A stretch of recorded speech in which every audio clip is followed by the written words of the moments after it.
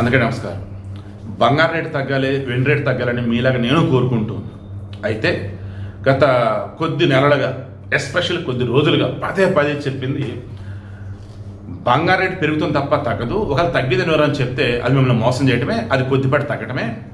వెండి వచ్చేసి అకస్మాత్తుగా పెరుగుతుంది. ఇది ఎంత దూరం వెళ్ళి తగ్గిదో తెలియట్లేదు. బట్ వెళ్తామైతే వెళ్తుంది.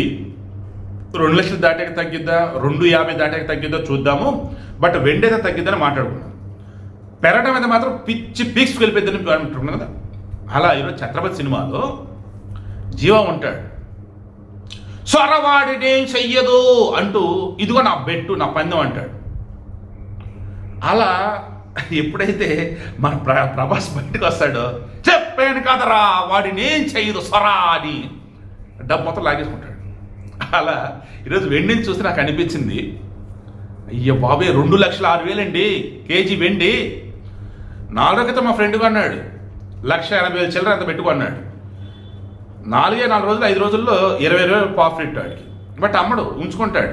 నిన్న కూడా మాట్లాడుకున్నాం, 2,50,000 లేక పడిద్దా లేదో ఒకసారి చూసుకో, మార్కెట్ కొంచెం అటు ఇటు అయినా సరే వెళ్ళి అమ్మేసుకున్నాను, అదే చేస్తాలే అన్నాడు.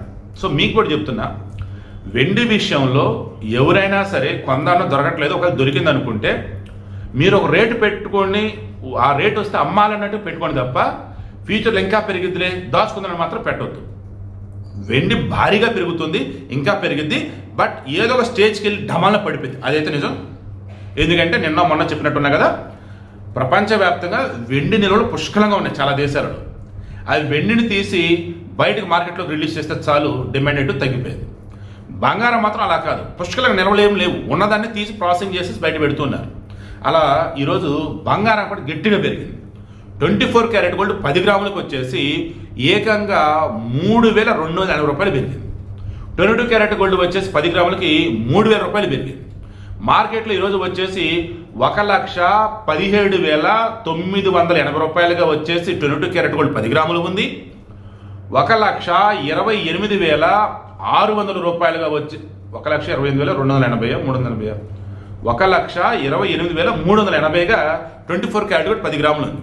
నేను ఎవరో కామెంట్ పెట్టారు, మా ఏరియాలో అంత ఉంది, మీరు చెప్పింది తక్కువ అండి, ఇంకా పెరిగిందని. మరలా చెప్తే గుర్తుంచుకోండి, బంగారానికి సంబంధించి ఒక్కొక్క షాపులో ఒక్కొక్క రేట్ని ఫాలో అవుతారు.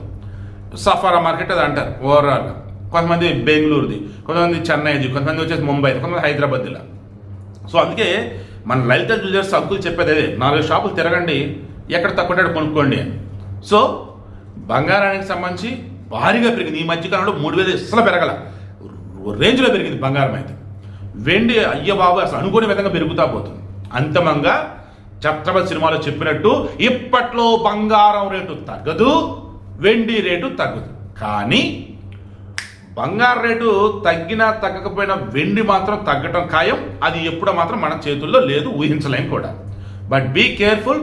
బంగారు కొని పెట్టుకోండి, ఇబ్బంది ఏమీ లేదు, తగ్గదు. తగ్గిందని 2 చెప్తున్నా నమ్మొద్దు. వెండి మాత్రం తగ్గిద్ది, అది ఎప్పుడు తగ్గిద్దని చెప్పలేము. ఈలోపు కొని పెట్టుకుంటే పలానా రేట్ వస్తే అమ్మారా అన్నట్టు పెట్టుకోండి. ఒక తగ్గుతున్నట్టు మీకు అనిపిస్తే వెండి, అమ్మో ఇంకా తగ్గిద్దేమో, ఎందుకంటే మంచిది అమ్మేసుకుందాంలే అని అమ్మేసుకోండి. So please be practical.